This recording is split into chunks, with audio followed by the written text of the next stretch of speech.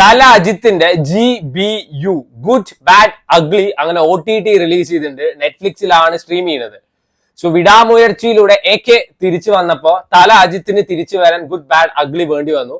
So basically എനിക്ക് വിടാമുയർച്ച അത്യാവശ്യം ഇഷ്ടപ്പെട്ട ഒരു സിനിമയാട്ടോ. അപ്പൊ ആരൊക്കെ എന്തൊക്കെ അതിനെപ്പറ്റി നെഗറ്റീവ് പറഞ്ഞാലും ഞാൻ ഒരു എക്സ്പെക്ടേഷനും ഇല്ലാതെ തിയേറ്ററിൽ പോയി കണ്ടപ്പോ എനിക്ക് അത്യാവശ്യം വർക്കായ ഒരു പടമാണ്. ചില സിനിമകൾ തിയേറ്ററിൽ കാണേണ്ടതാണ്, അതായത് തിയേറ്റർ വാച്ച് ഡിമാൻഡ് ചെയ്യുന്ന ഒരു സിനിമയാണ്. അങ്ങനത്തെ ഒരു പടമാണ് ഗുഡ് ബാഡ് അഗ്ലി. ഇത് OTT കണ്ടു കഴിഞ്ഞാൽ ഭയങ്കര ഓവർ റേറ്റഡ് ആയിട്ടാണ് തോന്നുക.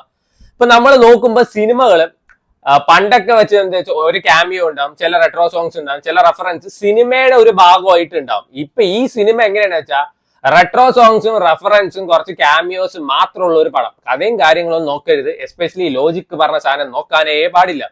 ഇതിലത്തെ കുറെ മൊമെന്റ്സ് ഒക്കെ തിയേറ്ററിൽ കണ്ടെന്ന് വെച്ചാൽ ഡെഫിനറ്റ്ലി സ്പെഷ്യൽ ആയിട്ട് തോന്നുമായിരുന്നു. പക്ഷെ OTT ഇറ്റ് ഹിറ്റ്സ് ഡിഫറെന്റ് എന്നേ പറയാനുള്ളൂ. സോ ഈ സിനിമയിൽ എനിക്ക് ഏറ്റവും കൂടുതൽ വെറുപ്പ് തോന്നിയത് രണ്ട് കാര്യങ്ങളോടാണ്. ഒന്ന്, തൃഷയുടെ അഭിനയം. തൃഷ ഭയങ്കര വെറുപ്പിക്കലായിരുന്നു. എന്തോന്നട്ടെ നിന്റെയൊക്കെ വീട്ടിലത്തെ വേലക്കാരൻ അങ്ങേര്, എനിക്ക് അറിയാണ്ട് ചോദിക്കുകയാണ്. ഇങ്ങേര് ഭയങ്കര റെഡ് ഡ്രാഗൺ ആണ്. അതേപോലെ തന്നെ മലേഷ്യ ഉള്ളം കയ്യിൽ കൊണ്ടേ നടക്കുന്ന ആളാണ്. ജോൺ വിക്കിനെയും ഡോങ്ലിയും അതേപോലെ തന്നെ പ്രൊഫസറെയും സഹായിച്ച ആളാണ് പറഞ്ഞിട്ട് ഇങ്ങേരെ അടുത്ത് പറയാണ് കൊച്ചിനെ കാണണമെങ്കിൽ പോയി 17 കൊല്ലം ജയിലിൽ കിടക്കാൻ. പാവ മനുഷ്യൻ അത് കേട്ടിട്ട് പോയി ജയിലിൽ പോയി കിടന്നു. ജയിലിൽ പോയി കിടന്നപ്പോ ഇറങ്ങി വാ ഇറങ്ങി വാ ഇറങ്ങി വാ പറഞ്ഞിട്ട് അങ്ങേരെ പുറത്ത് കൊണ്ടുവരാനായിട്ടായിരുന്നു സങ്കടം. പുറത്ത് വന്നപ്പോ ചെറുക്കനെ കാണാനില്ല. അത് ഈ തൃഷ കാരണമാണ് ചെറുക്കനെ കാണാതാവണ്. എന്നിട്ട് അതും അങ്ങേരെ തലയിൽ നീ ഒരു ബീസ്റ്റ് ആണ്, മൃഗമാണ് പറഞ്ഞിട്ട് എല്ലാവരും മുമ്പിൽ വെച്ച് അങ്ങേരെ അപമാനിച്ച് മതിയായിട്ടില്ലല്ലേ, പ്രതികാരം വിട്ടാണ് അല്ലേ. ഇവൻ വിടാമുയർച്ചി നോക്കുകയെന്ന് വെച്ചാ ഈ കൊച്ച് ഏതോരുത്തിന് ഇഷ്ടമാണ് പറഞ്ഞിട്ട് ഇറങ്ങിപ്പോയിട്ട് അടി മൊത്തം കൊള്ളുന്നത് ഇങ്ങേരാണ്. എന്നിട്ടോ ഇങ്ങേരെ ബൂമർ അങ്കിൾ എന്ന് വരെ വിളിച്ച ആ സിനിമയിൽ. എന്നിട്ട് മതിയായിട്ടില്ല അല്ലേ.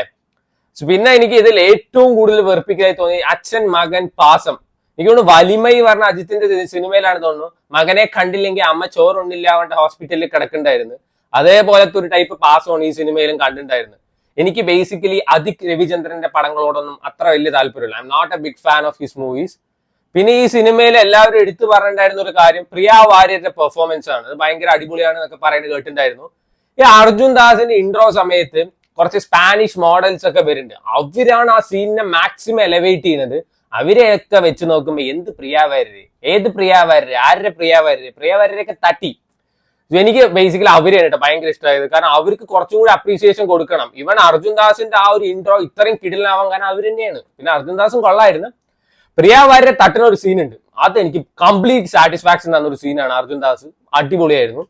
അർജുൻ ദാസാണ് പിന്നെ ഈ സിനിമയിൽ ഏറ്റവും എടുത്ത് പറയേണ്ട ഒരു കിടിലായിട്ട് പെർഫോം ചെയ്തിരിക്കുന്നത്. യൂഷ്വലി നമ്മൾ അർജുൻ ദാസ് എയർ പിടിച്ച് ബാസ് സൗണ്ടിൽ നടക്കുന്ന ഒരു ക്യാരക്ടർ ആയിരിക്കും ഒരു എല്ലാ പടത്തിലും. ഇപ്പൊ റീസെന്റ് ആയിട്ട് ഇറങ്ങിയ രസവതിയിൽ വരെ. പക്ഷെ ഇതിലെങ്ങനെയാണെന്ന് വെച്ചാൽ ഈ ബാസ് സൗണ്ട് വെച്ച് കോമാളിത്തരം കാണിച്ച് അങ്ങനെയൊക്കെ പടയായിരുന്നു. ഇപ്പൊ പണ്ടൊക്കെ നമ്മൾ നോക്കുകയാണെന്ന് വെച്ചാൽ ഈ ക്യാമിയോസും പാർട്ട് 2 ഒക്കെ എങ്ങനെയാണെന്ന് വെച്ചാൽ ഒരു സിനിമ ഡിമാൻഡ് ചെയ്യും ആ ക്യാമിയോ അവിടെ വേണം. അപ്പൊ ലോകേഷാണ് ഇതൊക്കെ കൊണ്ടുവന്നത്. ലോകേഷിന്റെ അടുത്താണ് ഇപ്പൊ എല്ലാ ദേഷ്യവും തോന്നുന്നത്. ഇതിലെങ്ങനെയാണ് ഇപ്പൊ എങ്ങനെയാണ് വെച്ചാൽ ഒരു സിനിമയിൽ വന്നിട്ട് ഒന്നും ഇല്ലെങ്കിൽ കുറെ ക്യാമിയോസിന് കുത്തിക്കയറ്റും, അല്ലെങ്കിൽ കുറച്ച് IPL റെഫറൻസ് CSK തേങ്ങാമാങ്ങാൻ വേണ്ടിട്ട് കൊണ്ടുവരും. അവസാനം ഒരു ക്ലൈമാക്സ് ഇല്ലെങ്കിൽ പാർട്ട് 2 1 2 ലീഡും കൊടുക്കും. അതൊക്കെയാണ് ഇപ്പോഴത്തെ സിനിമകളിലും. ഏകദേശം ഈ പടത്തിലും അങ്ങനെയൊക്കെ തന്നെയുള്ളൂ. പിന്നെ നമ്മുടെ പ്രസന്ന ഉണ്ട് ഈ സിനിമയിൽ. പ്രസന്ന എന്തിനാണ് കൊണ്ടുവന്നതെന്നൊന്നും എനിക്ക് മനസ്സിലായിട്ടില്ല. ചില സീൻസ് ഒക്കെ ഈ സിനിമയിൽ അടിപൊളിയായിരുന്നു കേട്ടോ. അപ്പൊ ഞാൻ പറഞ്ഞില്ല ജോൺ വിക്കിന്റെ കാര്യം, അങ്ങനത്തെ കുറച്ച് കാര്യങ്ങളൊക്കെ എക്സാജറേറ്റ് ചെയ്ത് പറയുന്നത് നല്ല രസമുണ്ടായിരുന്നു. നമ്മുടെ ഷൈൻ ടോം ചാക്കോ ഉണ്ട് ഈ പടത്തില്. എനിക്ക് ഷൈൻ ടോം ചാക്കോലെ ഏറ്റവും ഇഷ്ടമായതെന്ന് വെച്ചാൽ അങ്ങേരല്ല ഡബ് ചെയ്തിരിക്കുന്നത്. അതുകൊണ്ട് പറയണതൊക്കെ കറക്റ്റ് ആയിട്ട് തന്നെ മനസ്സിലാവുന്നുണ്ട്. ഒരു മാസ് പടം എന്ന രീതിയിൽ, ഒരു എന്റർടൈനർ എന്നുള്ള രീതിയിൽ വേണമെങ്കിൽ കണ്ടു നോക്കാവുന്നേ ഉള്ളൂ. ഇപ്പൊ മാസ് പടത്തിന്റെ റീസെന്റ് എക്സാമ്പിൾ പീക്കിൽ നിൽക്കുന്നത് നമ്മുടെ ബാലയ്യയുടെ ഡാക്കു മഹാരാജ് ആണ്. കേരളത്തിൽ ആ പടത്തിന് റിലീസ് ഒന്നും ഉണ്ടായിരുന്നില്ല. സ്റ്റിൽ OTT കണ്ടപ്പോ വരെ പീക്ക് ലെവൽ എക്സ്പീരിയൻസ് ആണ് ആ പടം തന്നിട്ടുണ്ടായിരുന്നത്. ഇത് അങ്ങനെയൊന്നും പറയാനുള്ള ഒന്നുമില്ല. ഇതിലത്തെ ഫൈറ്റ് സീൻസ് ഒക്കെ പന്ന ഫൈറ്റ് സീൻസ് ആണ്. സീരിയസ്ലി പറയാലോ, ഒരു ഫൈറ്റ് സീൻ കൊള്ളാന്ന് പറയാനില്ല. അതേപോലെ തന്നെ കാണിച്ച സാധനം തന്നെ വീണ്ടും വീണ്ടും വീണ്ടും കാണിച്ച് ഇടയ്ക്ക് ഒരു 50,000 വട്ടം AK അല്ലെങ്കിൽ തല തല തല പറഞ്ഞിട്ട് അങ്ങനെ എടുത്തു വെച്ചിരിക്കുന്ന ഒരു സിനിമയാണ്.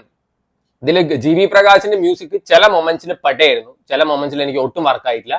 സോ ഇതും ഇഷ്ടപ്പെടുന്ന ആൾക്കാരുണ്ടാവും. ഡെഫിനറ്റ്ലി എനിക്ക് പേഴ്സണലി വിടാമുയർച്ചയാണ് ഏറ്റവും ഇഷ്ടമായത് rather than good bad ugly. അതിന്റെ ഓപ്പോസിറ്റ് ഉള്ള ആൾക്കാരും ഉണ്ടാവും. So I definitely respect your opinion. So കാണുന്നവർ കണ്ടു നോക്കുക. നെറ്റ്ഫ്ലിക്സിൽ അവൈലബിൾ.